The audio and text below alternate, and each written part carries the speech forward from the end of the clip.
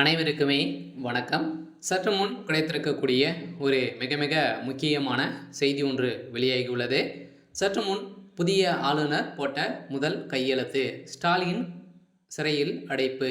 இது மாதிரி பார்த்தீங்கன்னா செய்திகள் வெளியே இருக்குது. சொல்லலாம் பார்த்தீங்கன்னா தமிழகத்தில் ஏற்கனவே ஆளுநர் ஆர்.என். ரவி அவர்கள் இருக்கார் இல்லையா. அவர் அவருடைய பதவிக்காலம் முடிந்து 6 மாத காலங்களாகவே எக்ஸ்ட்ராகவே ஒர்க் பண்ணியிருக்காரு. எந்த நிலையில் தான் புதிய ஆளுநராக ஏற்கனவே முன்னாள் படைவீரர் தளபதி பார்த்தீங்கன்னா இதில் போட போகிறதாக ஒரு தகவல் வெளியேறிந்த நிலையில் தான் பார்த்தீங்கன்னா இப்போ அவர் வந்த உடனே போட்ட முதல் கையெழுத்தே போட போகிறதாக ஒரு தகவல் வெளியே இருக்கக்கூடிய நிலையில் தான் திமுகவுடைய தலைமையகத்துக்கு ஒரு மிகப்பெரிய ஒரு இடியாக தான் விழுந்திருக்கு.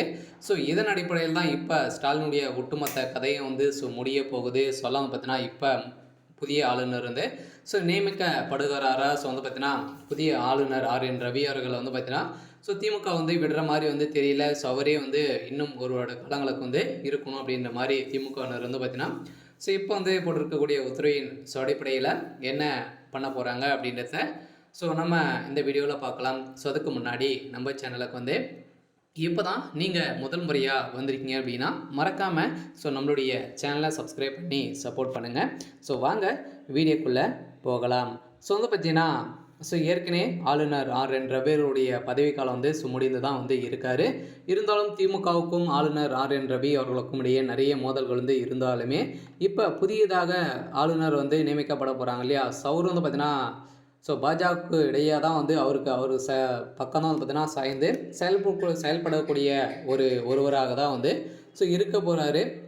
இந்த நிலையில் தான் பார்த்தீங்கன்னா இப்போ பாஜகவுக்கு எதிராக இருக்கக்கூடிய நிலையில் திமுகவுக்கு ஒரு மிகப்பெரிய ஆப்பு வைக்கக்கூடிய நிலை தான் உருவாகி இருக்கு. இதன் அடிப்படையில் தான் பார்த்தீங்கன்னா இப்போ ஸ்டாலினுடைய வந்த உடனே ஸ்டாலினுடைய கதை முடியறதுக்கான முதல் கையெழுத்தே இருக்கும் அப்படின்ற மாதிரி தான் அவர் எச்சரிக்கை கொடுத்துருக்கக்கூடிய நிலையில் இப்போ திமுகவுடைய தலைமையகத்துக்கு எச்சரிக்கை கொடுக்கக்கூடிய அளவுக்கு தான் இப்போ புதிய ஆளுநர் நியமிக்கப்பட போகிறாங்களா அப்படின்றத நம்ம வெயிட் பண்ணி பார்க்கலாம். இருந்தாலுமே நியமிக்கப்பட்டாங்க அப்படின்னா இவர் பாஜகவுடைய சாலை தான்.